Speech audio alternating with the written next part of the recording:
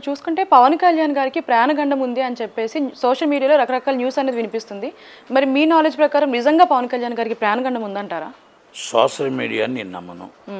Social media అనేది మొత్తం టోటల్గా ఎవరికి వచ్చినా ఎవరికి ఏదైనా కలిపేస్తున్నారు. అక్కడ మాకు అధికారి చచ్చిపోకముందే చచ్చిపోయినట్టు దండేసేస్తున్నారు.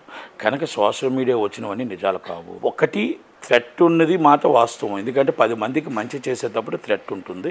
ఆ థ్రెట్ని మనకి ఆల్రెడీ Z+ కేటగిరీతో సెంట్రల్ గవర్నమెంట్ ఏ విధంగా ఇవ్వాలి, ఆయన ఏ విధంగా సెక్యూరిటీ, ఎందుకంటే జనాల్లో ఉన్న మనిషి, జన ఆకర్షణ మనిషికి ఎప్పుడు కూడా సెక్యూరిటీ కావాలి.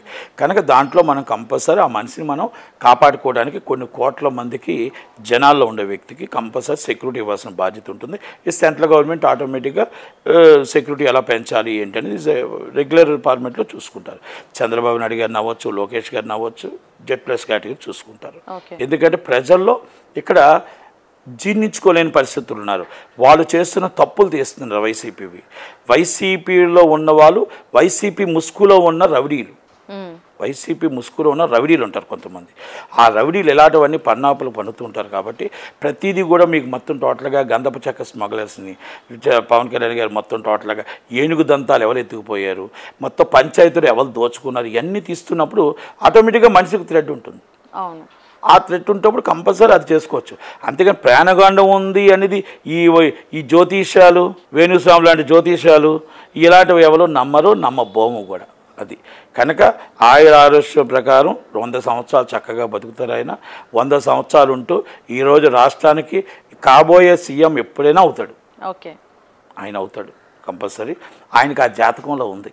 జాతకం నమ్మను నేను, ఆయన ఆ జాతకంలో ఉంది. వాళ్ళకి ఆ మెగాస్టార్ అనేది ఆ వెలుగు ఎప్పుడు వస్తూనే ఉంటుంది. అది అందుకని సరే అందుకని జాతకాలు నమ్మి నేను చెప్పట్లేదు, ఆయనకు ఉంది కంపల్సరీ. కనుక అలాగే ఆయన 10 మందికి హెల్ప్ చేసేవాడు, బాగుండాలని మనం కోరుకుంటాం. సో మీరు చెప్పినట్టు Z+ కేటగిరీ అనేది చెప్పారు కదా, అసలు ఎలాంటి సమయాల్లో అది ఇస్తారు ఆ సెక్యూరిటీ అనేది? Z+ కేటగిరీ అంటే మొత్తం టోటల్గా ఇప్పుడు నక్సలైట్లతో కానీ, ఉగ్రవాదులతో కానీ, లేకపోతే మొత్తం టోటల్గా థ్రెట్ ఉన్నా, లేకపోతే జనాకర్షణ వ్యక్తులకి మొత్తం టోటల్గా ఏదో టైంలో మనకి ఎందుకంటే ఎక్కడో ఒక ఆయనకి ముప్పు ఉందని కంపల్సరీ రిపోర్ట్స్ ఉంటే మాత్రం Z+ కేటగిరీ కంపల్సరీ ఇవ్వాల్సిందే. ఎందుకంటే SPG కానీ తర్వాత Z+ కేటగిరీ SPG. ఇక అంతకన్నా ఎక్కువ థ్రెట్ ఉంది ఉగ్రవాదు నుంచి, అటు నుంచి మొత్తం టోటల్ విదేశాల నుంచి ఉంది అని అంటే కూడా SPG ఇస్తారు, లేదా Z+ కేటగిరీతో సరిపోతుంది. కమాండోస్ ఇస్తారు, Z+ కేటగిరీ ఇస్తారు. ఈ దాంట్లో అది సరిపోతుంది. ఆ మావోయిస్టుల నుంచి. ఎందుకంటే రేపు ఇప్పుడు గవర్నమెంట్ ఉంటుంది, గవర్నమెంట్లో కంపల్సరీ ఇప్పుడు రేపు వాళ్ళు చేస్తుంది కూడా మామూలు కదా, అంతర్జాతీయ స్మగ్లర్స్తో ఆయన ఫైట్ చేస్తున్నాడు. అంతర్జాతీయ స్మగ్లర్ అంటే మీరు ఇప్పుడు ఇక్కడ మీ గంధపు చెక్క smuggler not only small state, entire world. దీనికి అంతటికీ బాసు అంతర్జాతీయలో ఉంటాడు.